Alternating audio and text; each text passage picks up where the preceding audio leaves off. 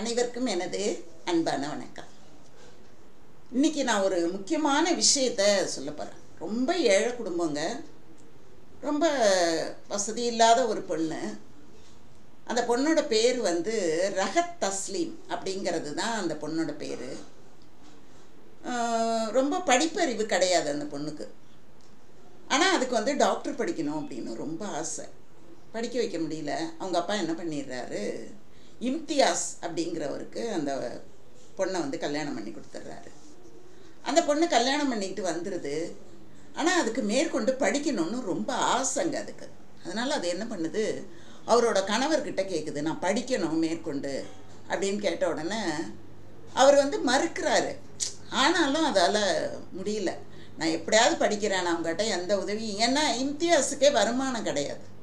அவரோட வருமானம் ரொம்ப குறைச்சல். அவர் ரொம்ப கஷ்டப்பட்டு சம்பாதிச்சுக்கிட்டு இருக்கிறவர். அதுவும் இல்லாமல் அந்த பொண்ணு இருக்கிற இடம் ஜார்க்கண்ட்டு. ஆனால் அவர் வேலை பார்க்குற இடம் கேரளாவில் கொச்சியில் அவர் வேலை பார்த்துக்கிட்டு இருக்காரு. மாதம் 8000 ரூபா தான் சம்பளம்.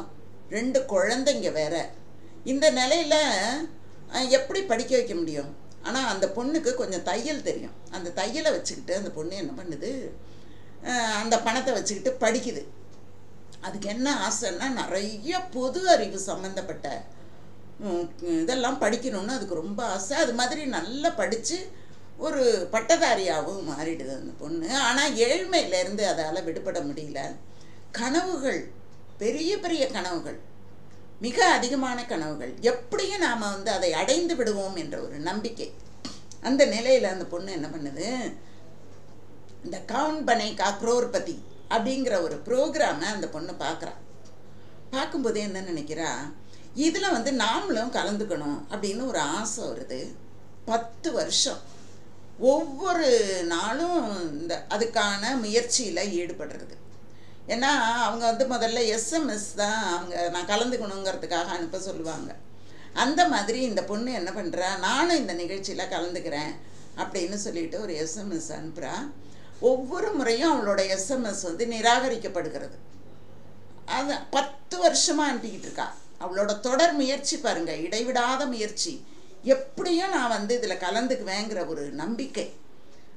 அதுக்கு ஒரு நம்பிக்கைக்கும் ஒரு முயற்சிக்குங்க எதுவுமே தடை கிடையாது. அவரவர்கள் உள்ளம்தான் அவரவர்களுக்கு தடை. ஆனால் இந்த பொண்ணு பாருங்கள், எவ்வளவு ஒரு துன்ப நிலையில் இருந்தாலும் நான் அதில் பங்கெடுத்தே தீருவேன் அப்படின்னு சொல்லிட்டு எண்ணிக்கிட்டு இருக்கு. அந்த சமயத்தில் பாருங்கள், அதோட ஃபோனில் எவ்வளோ காசு இருக்குதுன்னு பார்க்குது. 3 ரூபா தாங்க இருக்குது. இந்த 3 ரூபாய்க்கு என்ன பண்ணுறது, உடனே ஒரு எஸ்எம்எஸ் அனுப்பி விட்டுருவோமே அப்படின்னு அந்த குரோர்பதி நிகழ்ச்சிக்கு ஒரு எஸ்எம்எஸ் அனுப்பிடுது. 10 வருஷம் தொடர்ந்து அனுப்பிக்கிட்டு இருக்குது. அந்த பொண்ணு செலக்ட் ஆகிடுது. ரொம்ப உடம்பு சரியில்லாமல் அந்த பொண்ணு இருக்கும்போது தான் அங்கேருந்து ஃபோன் வருது. அந்த ஃபோனில் என்ன ஃபோன் அப்படின்னு கேட்கும்போது, இந்த மாதிரி உங்களை நாங்கள் செலக்ட் பண்ணிட்டோம், 3 கேள்வி கேட்போம், அந்த கேள்விக்கு நீங்கள் பதில் சொல்லிட்டீங்க அப்படின்னா உடனே நேராக புறப்பட்டு பம்பாய்க்கு வந்துடுங்க, உங்களை நாங்கள் அதில் கலந்துக்க வைக்கிறோம் அப்படின்னு சொல்லிட்டு ஒரு செய்தி வருது. உடனே ஒரு 3 கேள்வி கேட்குறாங்க. அந்த 3 கேள்விக்கு மிக சிறப்பாக அந்த பொண்ணு பதில் சொல்லிடுது. உங்களை நாங்கள் செலக்ட் பண்ணிட்டோம், உடனே பாம்பே வாங்க அப்படின்னு சொல்லிடுறாங்க.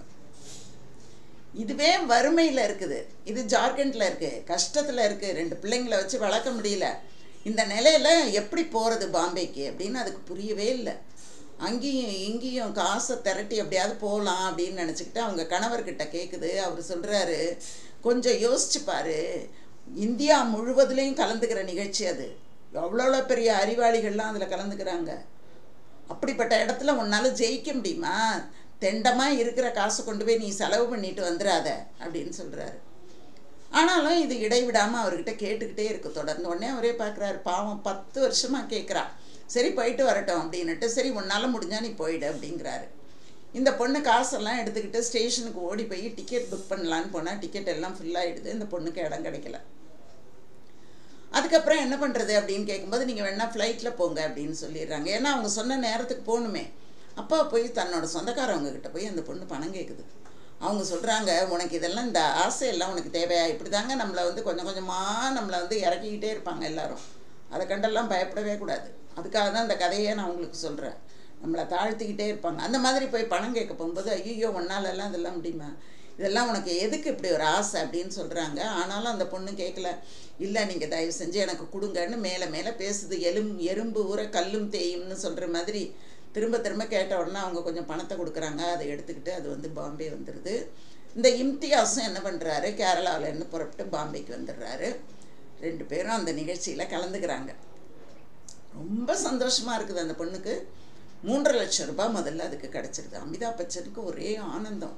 ஏம்மா அந்த பணத்தை நீ என்ன பண்ண போகிற, பேங்க்கில் போட போறியா அப்படின்னு கேட்டோன்னே அந்த பொண்ணு சொல்கிறேன், எனக்கு பேங்க்கில் அக்கௌண்ட்டே இல்லை, நான் இங்கே இனிமேல் தான் பேங்க்கில் அக்கௌண்ட்டே ஓப்பன் பண்ணணுன்னு சொன்னபோது அமிதாப் பச்சன் அவ்வளோ ஆச்சரியப்பட்டு போனாராம். ஆஹா அப்படியா, இப்படிப்பட்ட ஒரு நிலையில் கூட இருக்காங்களாங்கிற ஒரு எண்ணமும் அவருடைய உள்ளத்திலே தோன்ற ஆரம்பித்தது. அதுக்கப்புறம் அந்த பொண்ணு படிப்படியாக அந்த இதில் வந்து வெற்றி பெற்று குரோர்பதியாக, ஒரு கோடீஸ்வரியாக, முதலிலே ஒரு பெண் கோடீஸ்வரியாக அந்த நிகழ்ச்சியில் அந்த ரகத் தஸ்லீம் என்ற பொண்ணு வந்திருக்குது. அப்படின்னா இன்றைக்கி என்ன பண்ணுறாங்க, அவ்வளோ பெரிய கோடீஸ்வரியாக இருக்குது, பிள்ளைங்களை நல்லா படிக்க வச்சுருக்குது, ஒரு துணி கடை வச்சுருக்குது, சொந்தமாக தன்னுடைய வீடு எல்லாத்தையும் அமைச்சுக்கிட்டு மிக அற்புதமாக இருக்கிறது. அப்போ தான் அவங்க கணவர் நினைக்கிறார், ஐயோ நம்ம மனைவியை பற்றி நம்ம வந்து ரொம்ப தாழ்த்தி நினச்சிட்டோம் போல இருக்கே, எப்படிப்பட்ட ஒரு திறமசாலியாக இவ இருக்கா அப்படின்னு அவர் நினச்சி ரொம்ப பெருமைப்படுறார். இந்த மாதிரி மனைவியால் பெருமைப்படக்கூடிய நிலைகள் நிறைய இப்போ வந்து கொண்டு இருக்கிறது. இந்த பெண்ணை இன்னைக்கு உலகளாவிய அளவில் கூப்பிட்டு வச்சு ஒரு லட்சிய பெண்மணியாக இருக்கின்ற காரணத்தினாலும், பெண்களுக்கு ஒரு ஊக்கம் தரக்கூடிய பெண்ணாக இருக்கிறதுனாலையும் இன்றைக்கி எல்லாரும் கூப்பிட்டு அந்த பொண்ணை பேசுகிறாங்க. மிகச்சிறந்த ஒரு பெண்மணியாக இந்த பெண் விளங்கி கொண்டிருக்கிறாள். அப்படின்னா இவெல்லாம் தான் நமக்கு உதாரணமாக இருக்க வேண்டும். இப்படிப்பட்ட நம்பிக்கையும், இப்படிப்பட்ட விடாமுயற்சியும், இப்படிப்பட்ட ஒரு தைரியமும், தன்னுடைய அறிவின் மீது தான் கொண்ட ஒரு நம்பிக்கையும், மேலும் மேலும் அறிவை வளர்த்து கொண்டே இருந்ததும் தான் இப்படிப்பட்ட ஒரு நிலையை கொண்டு வந்து நிறுத்தியது அந்த பெண்ணுக்கு. அதனால் உயர்ந்த இடத்தை அடைய வேண்டுமானால் அறிவை மேலும் மேலும் வளர்த்து கொண்டே இருக்க வேண்டும். அறிவை குறைக்கக்கூடிய விஷயங்களில் நாம் ஈடுபடவே கூடாது. நன்றி, வணக்கம், வாழ்க வளமுடன்.